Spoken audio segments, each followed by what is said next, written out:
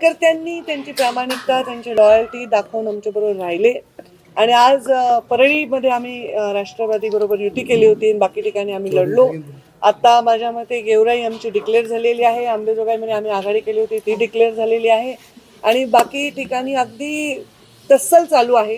कारण तिथे आमचं गेल्या 5 वर्षात आमदार आमचे नाही, कुठली सत्ता हातात नाही, कार्यकर्त्यांना आधार न देताही कार्यकर्ते खूप ताकदीने उभे राहिले. दिसट्टा पराभव मला वाटतं आमचा धारूरमध्ये झालेला आहे आणि आता बीड आणि अजून कुठलं राहिले माजलगावचं काउंटिंग अजून चालू आहे.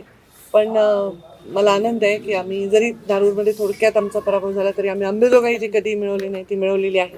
गेवराई आम्ही राखलेली आहे आणि परळीमध्ये एक वेगळी युती करून आम्ही परळीमध्ये पण मोठ्या ताकदीने आम्ही विजयी झालेलो आहोत.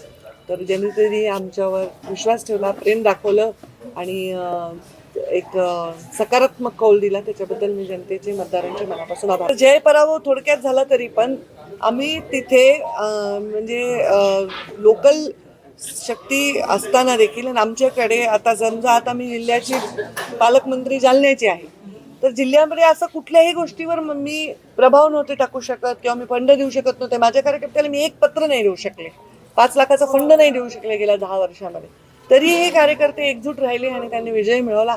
तर ते मला वाटतं हे सर्वस्वी अत्यंत आनंदाचा आणि त्यांच्या परिश्रमाचा आणि त्यांच्या लॉयल्टीचा विजय आहे. आणि बीड जिल्ह्याचे लोक हे आमच्यावर भरभरून आशीर्वाद देत आहेत हे याच्यातून सिद्ध होतं. भाजप देशात 1 नंबरचा पक्ष आहे, राज्यात 1 नंबरचा पक्ष आहे आणि भाजप 1 नंबरचाच पक्ष राहील.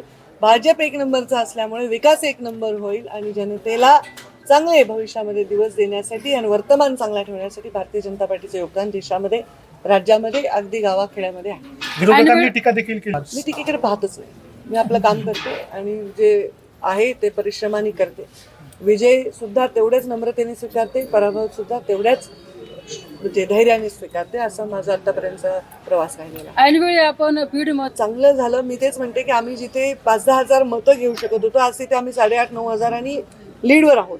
आणि मी तेच सांगते की सत्ता केंद्र कुठलंही भारतीय जनता पार्टीकडे नसताना आता मी मंत्री आत्ता वर्षापूर्वी झाले पण मी माझ्या जिल्ह्याची पालकमंत्री देखील नाही झाले तरी या जिल्ह्यामध्ये आम्ही आमच्या कार्यकर्त्यांना काहीच ताकद देऊ शकत नसताना भाजपच्या मतदारांचा मी मनापासून आभार मानते.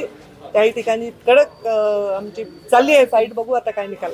परळीकडे लक्ष असतं राज्याचं बीडमध्ये काय चाललंय, बीडमध्ये काय चाललंय. तर ठीक आहे, हरकत नाही. बीड हा राज्याचं राजकीय केंद्रस्थानी जिल्हा आहे. फक्त आता या बीड जिल्ह्याच्या विकासाकडे सगळ्यांनी लक्ष द्यावं, बीड जिल्ह्याच्या भल्याकडे लक्ष द्यावं. बीड जिल्ह्याच्या मातीतून काम करणारे बीड जिल्ह्यावर प्रेम करू शकतात, बीड जिल्ह्याचा विकास करू शकतात.